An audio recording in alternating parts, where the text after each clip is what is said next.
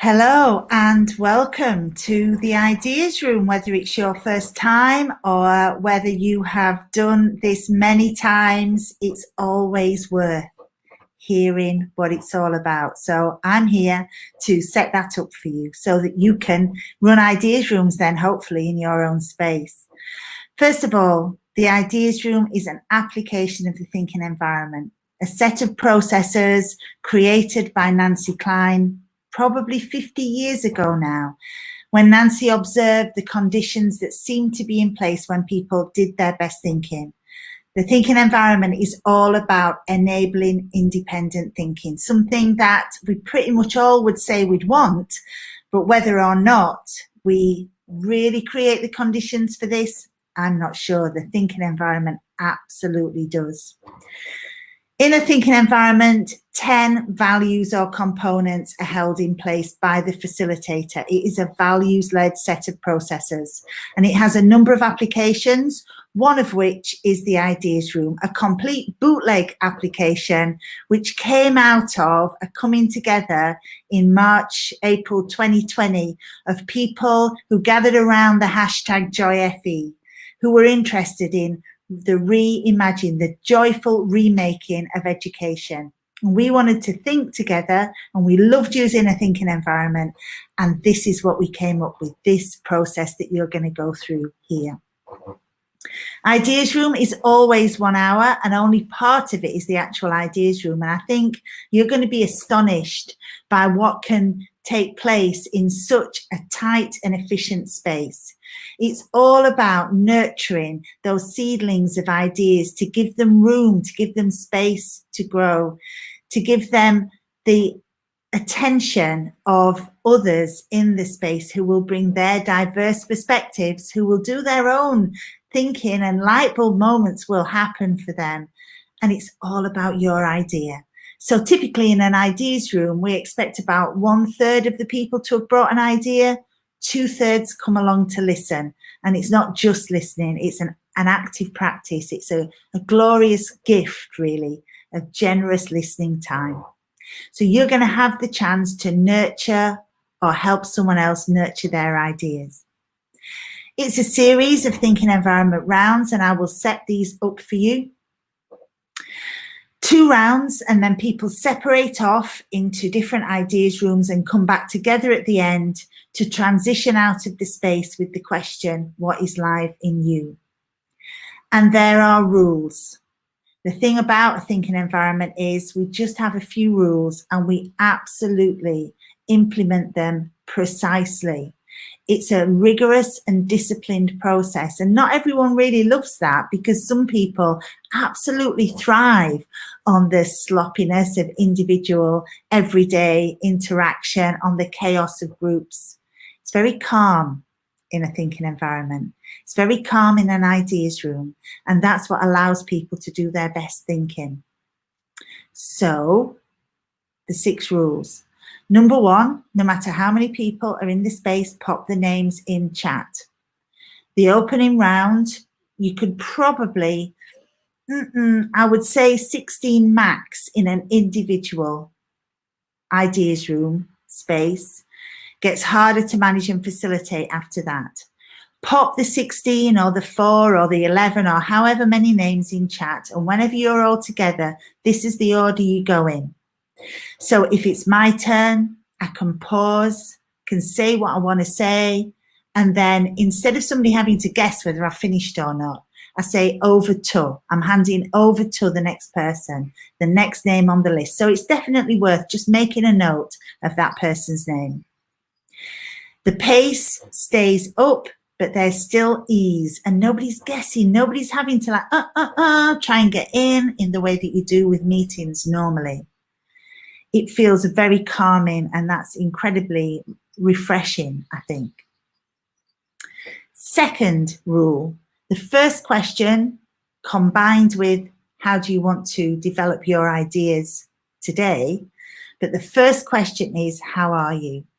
We have been asking that question since March 2020, and shame on us for not asking it sooner. That's the practice of care. How are you? Asked in a way that really encourages people to give a truthful answer. It brings everyone together. It's not something we would ever not do now. Rule 3, role, rank, and ego left at the door. The ideas room is a practice of those 10 thinking environment values, and here we practice equality. Obviously, the kind of job you do might be, important contextual information for what you want to think about for unpacking your idea. But as soon as you say I'm the head of it, people, it's so strange for role, rank, and ego to be brought into the room that actually it feels a bit weird. But some people just need a few tries to get used to not having to do that. The practice of equality. Rule 4, and all the rules are important, but this is utterly, utterly, utterly so. This is no interruption, absolutely no interruption. So it's not that you're not going to get interrupted by chance, it's that you are absolutely certain nobody's going to interrupt your thinking and derail it. That allows you to fall silent. It allows you to gather your thoughts, fall silent again, just think, nobody's interrupting. Go to the thoughts in the back of your head and retrieve those. It's absolutely lovely. And it also means no interruption in chat, no back channel in chat. We do, in our public ideas rooms, sparingly use the emojis in Zoom just to be able to support people at really important moments. But again, it's still an interruption. We're very sparing about that. Note-taking also takes the attention away. People are listening to generate your best thinking, not to interrupt, not to respond. And the facilitator always has the right to interrupt the interrupter. And actually to ask any persistent interrupter to leave, though I've never had to deal with that. So you're not going to get interrupted. And that is the most life-changing thing about this. The thinking environment feels so close to what we do normally that you can think you've already done this, but it is qualitatively different, and no interruption is one of the ways in which it is so.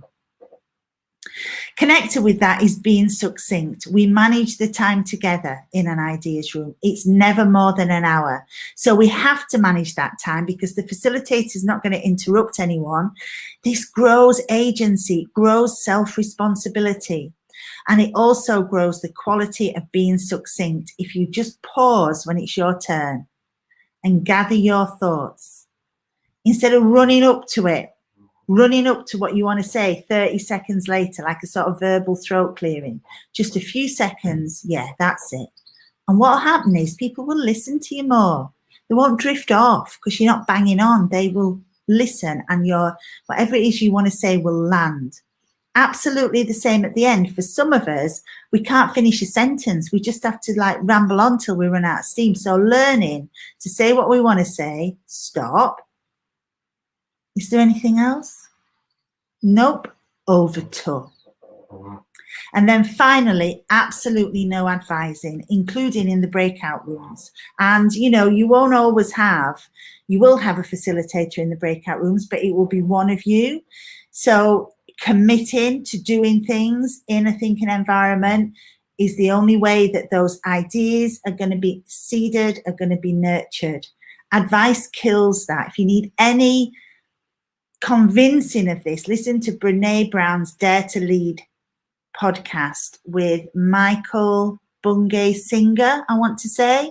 You'll find it. It's called something like The Hazards of Advice, or, when not to give out, something like that, on Spotify, and it's magnificent. And it will really drive home why when you advise, what you're doing is categorically blocking independent thinking. Someone who maybe lacks confidence and holds you in esteem are going to let you do their thinking for them. And it's not about that. That's not what we're doing. So finally, the thinking environment, a set of practice of values, a set of processes which are disciplined, which are rigorous, and which don't involve anything touchy-feely, do not involve unicorns and rainbows, though magic will happen, because it's about the discipline of holding these rules in place so the best thinking can happen. Enjoy.